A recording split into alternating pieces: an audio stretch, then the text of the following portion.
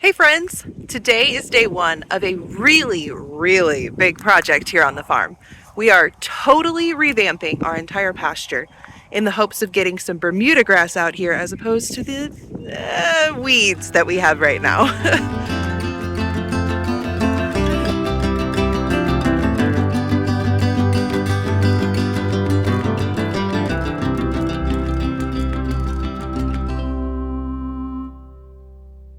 So unfortunately, we have quite a bit of work to do to get this pasture ready for that because it's kind of a three-step process.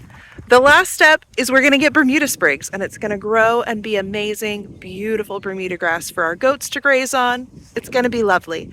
But before that, we have to plow the field so that it's ready to take those sprigs and, keep them alive, keep them sustained. We don't want our sprigs to die. But step one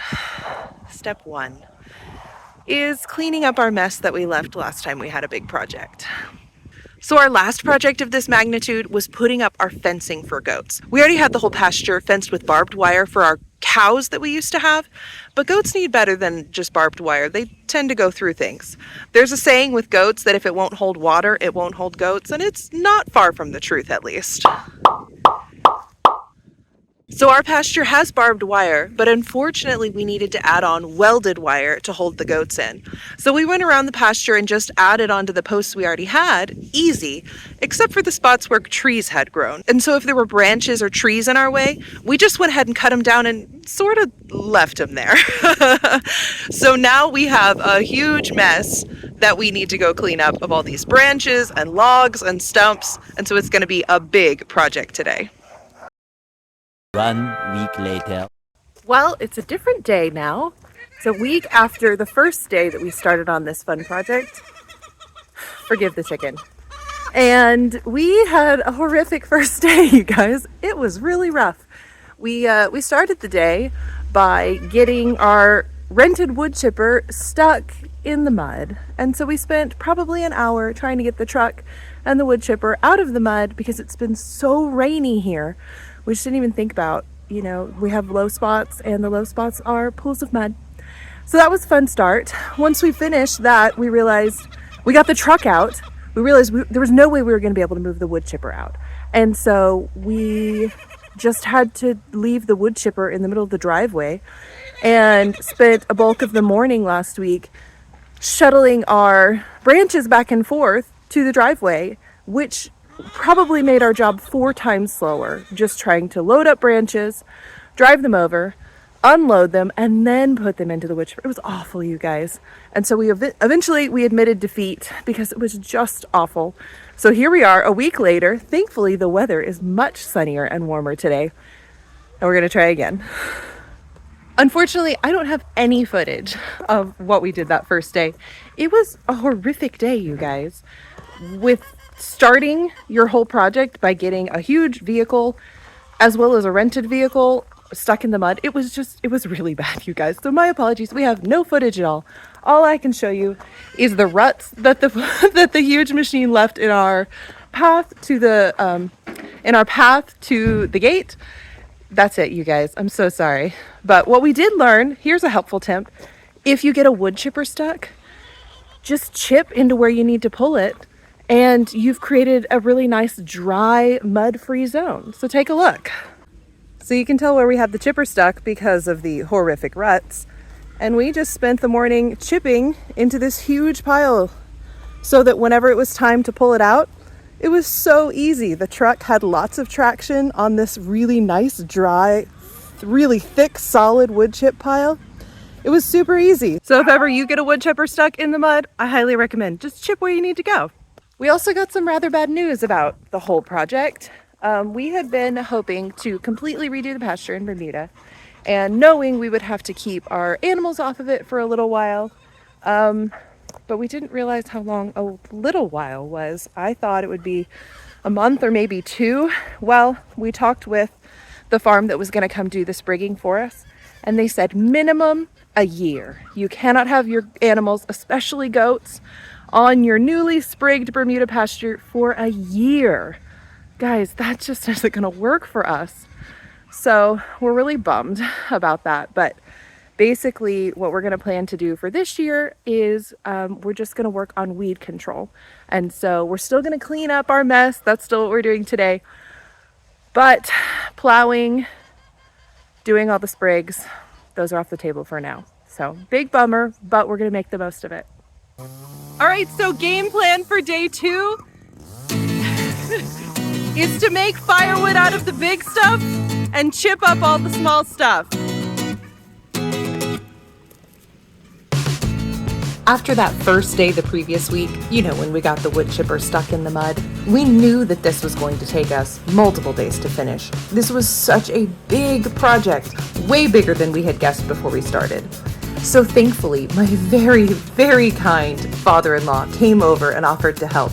And so between the 3 of us, it was really a perfect sized crew for using that wood chipper. We always had somebody rotating through, grabbing a branch and putting one in. So honestly, it was the perfect team. Now, I had to laugh because my father-in-law swore that he was having a great time, but I think that the reality is he just knew how desperately we needed the help.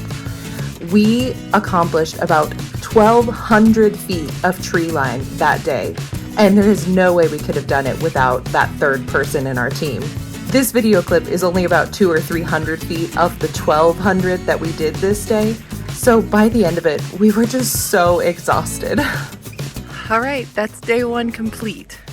I am exhausted, you guys. You have no idea how much effort that takes. Moving branches all day long. So we're exhausted. We're gonna rest for the night. We'll pick up where we left off tomorrow and try to finish this up.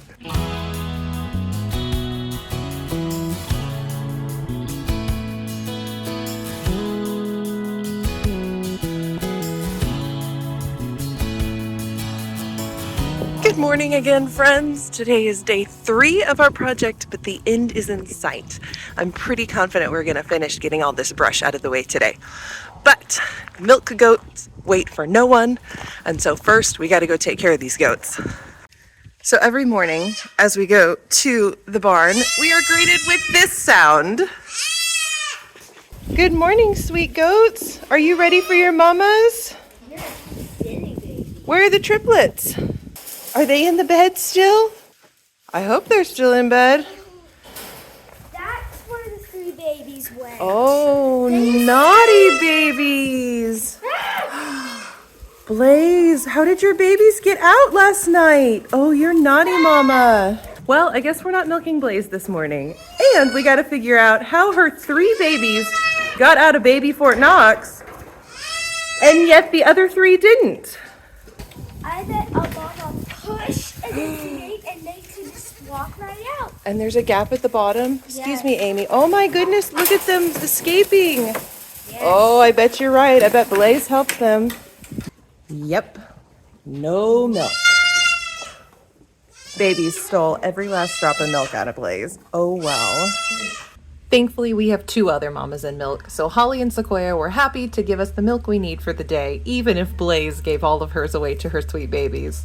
I have to admit, it was really nice to have a little bit of a break from the manual labor project to just come out and spend a little time with the goats. It's always so nice and quiet in the mornings, and my daughter and I can spend time together while we play with the babies and milk the mamas. It's really a lovely way to start the day.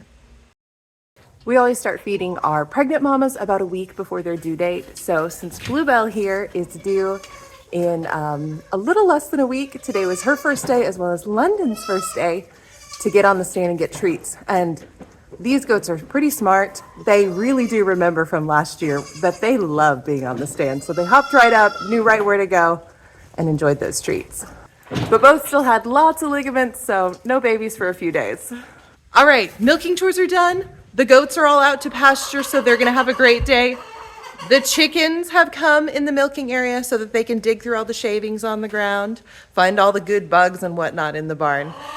And we need to get back to our big project outside. All right, so Logan is already out in the pasture getting his work done. So we are off to a good start today. Right now, it's only about 60 degrees outside, which is awesome, but the high today is 82. So we are in a hurry to get done before the heat of the day. Thankfully, we were starting this day knowing that we would finish. We only had about 800 feet left of tree line, and most of it was kind of back in the woods behind our pond where we really didn't have to worry about much. And so we knew that we would finish. Even so, we had some weird difficulties this day. So the wind had picked up and it was so windy. And so we really had to be focused on which way we had the chute of the wood chipper pointed so that we didn't get a face full of wood debris and dust. It was awful. But even worse than that were the fire ants. For some reason, this side of the pasture had so many fire ant piles where the fire ants had decided to burrow under logs or stumps, the bigger pieces of wood. And so we would go to pick something up and immediately there were just fire ants everywhere. So that was kind of a bummer to have to work around. I had this really great shot lined up for the last wall. I knew we were about to finish. We had maybe an hour of work left. And so I was going to have you guys follow along as we work down. Well, the wind had different ideas. And instead of having a great time-lapse shot, we have this. Yep, the wind blew the camera over. Don't worry, I won't make you watch all 50 minutes of the camera pointed at the car seat. Over the 3 days of work, we ended up putting about 13 hours on that wood chipper, which was pretty impressive in our book. Between my husband and I and my father-in-law for one day, we put in about 32 man-hours into this project. So it was a pretty big project as far as I'm concerned. And of course, the biggest irony of the day is we very nearly got the truck and wood chipper stuck in the mud again. Apparently our neighbor has had a water leak for the last week, and so part of our pasture had been just totally flooded with water over like a 7-day period, and we just didn't realize how bad it would be. And so we very nearly got stuck again. Don't worry, the ruts will go away over time. We were so tired, but the very last thing we needed to do was unstack all of our firewood. Now, of course, after having recorded the car seat for the last hour, my camera battery was almost dead, so I don't have much footage here, but you guys get the picture. We did it. The pasture is clean.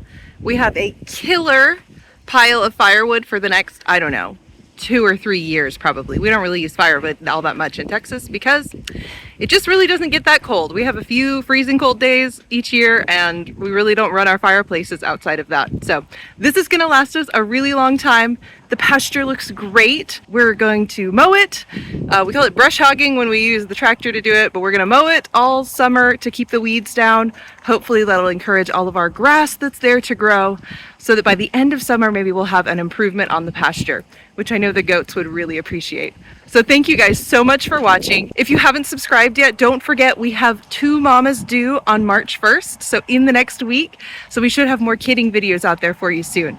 We also have a pig mama due at the end of March and another in April. So lots of babies coming to the farm this spring.